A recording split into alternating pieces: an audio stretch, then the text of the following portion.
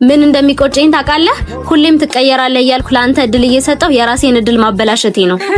ቀሉን ተውትና ቁም ነገር እናውራ። ይዊል ታገባ እንደሆነ ሰምተሻል አይደል? ያርግላት በእናትሽ። ከዴቭ ጋር እንደፎከሩት ሊጋቡ ነው። አረ ይሄን ዴቭ ከዛ ጨቅጫቃ ጋርማ ፈጣሪ ነው የገላገላት። መጣው ስልክ አውርቼ።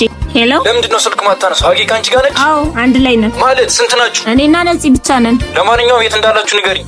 ለምንድነው ስልክ ማታነሽለት? ስራ የገባው መስሎት እኮ ምሳ እንብላ ሊለኝ ነበር። አሁን ቴክስት አድርጌለታለሁ። አንዴ ላውራት። ቆይ ለምንድነው እዚህ የመጣኸው? አሁን እኮ ፍቅረኛለሽ። እንደ ድሮ የፈለግሽበት ቦታ ብቻሽን መሄዳችኝ። ቆይ እኔ ህፃን ልጅ ነኝ? ምን እንደሚቆጨኝ ታውቃለህ?